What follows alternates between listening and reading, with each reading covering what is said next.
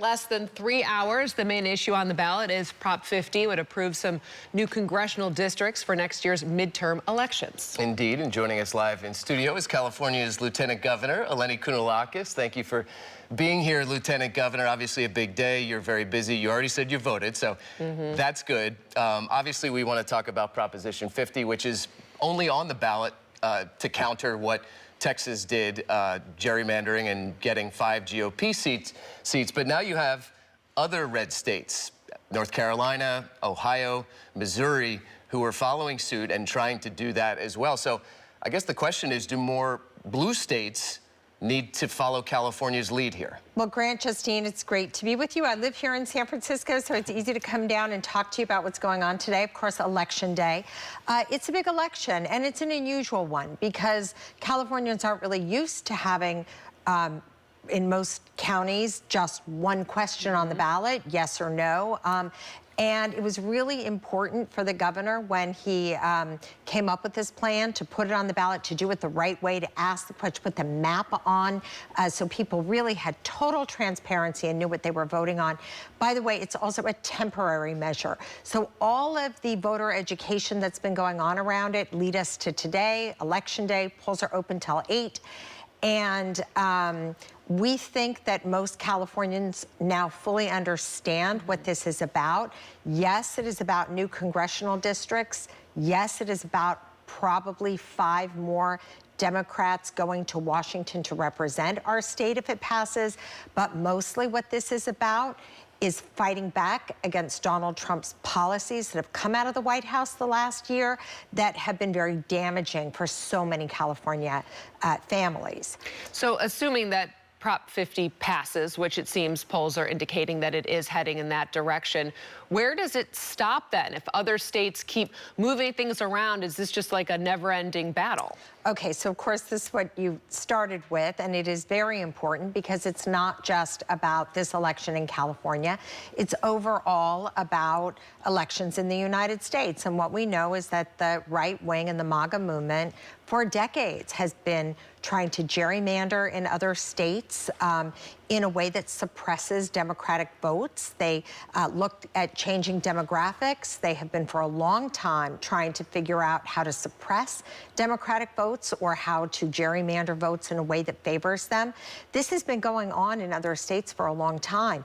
But just a few months ago, Trump picks up the phone, calls Texas governor and says, find me 5 more seats. Right. That is why we are where we are. And to your point, there are other states that are going to respond. California didn't pick this fight. We didn't ask for this fight.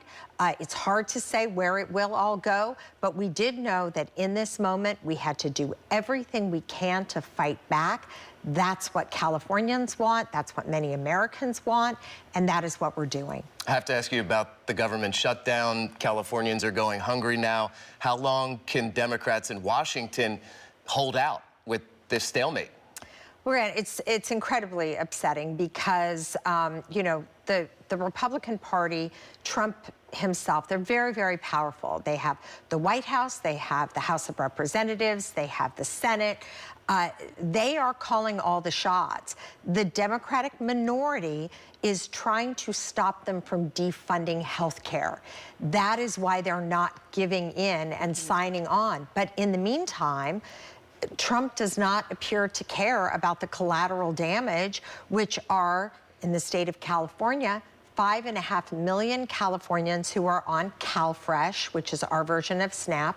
That includes 2 million children who now have their benefits suspended. So we just saw in your last segment in Contra Costa County, there are extreme measures here in San Francisco as well. Mayor Lurie are finding funds to be able to bridge this moment when Trump has frozen SNAP benefits, but it's putting enormous pressure on food banks. It's a mess. It's a mess, and it's unacceptable. And this is just one of the many reasons why Prop 50 is so important, because What they want is to rig the election so that they win in the midterms. What we are trying to do is stop that so that we can have a check and balance on Donald Trump to stop him from doing these things that are hurting Californians and other Americans. Well, today, Senator Alex Padilla said that he's not going to be running for governor. You also dropped out of the race and have some other plans. But I wanted to hear from you directly what you think about him dropping out and also why you made that decision. Well, you know, it's interesting. We always say that elections shouldn't be 2 years long, 3 years long.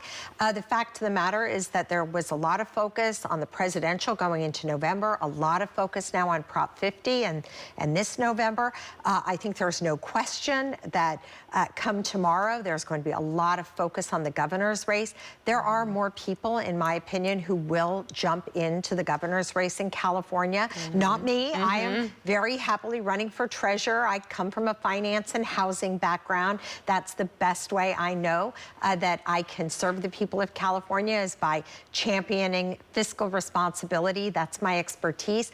But of course, who the next governor is will matter. And I think we're going to see the field evolve over the next few weeks. And it's going to be the next question before California voters. Are you comfortable with multiple people now running for Representative Nancy Pelosi's seat, even though she hasn't said one way or the other what her plans are?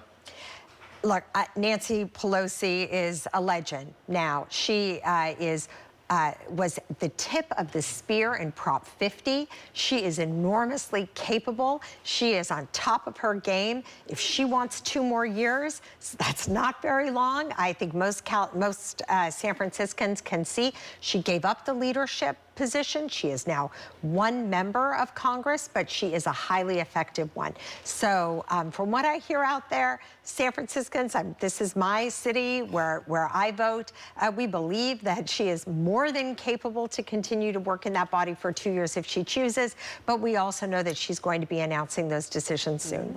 Whatever Nancy Pelosi wants to do, something tells me that she has the faith of her district completely. I'm going to push the clock here a little bit, but today President Trump put out a post on Truth Social that the whole mail-in ballot system in California is rigged, and the polls are still open here for a couple more hours. People still probably have their ballots at home. What do you think of that statement that he made today? More shenanigans, more of his erratic and unresponsible behavior, lying about rigged elections. There is nothing that should compel people more than go to the polls before 8 o'clock and vote. And if you're not registered, you can register on site. Go vote if you want to have a check and a balance on the behavior of Donald Trump and what it is meaning for our country and for people individually. We'll leave it there. Lieutenant Governor.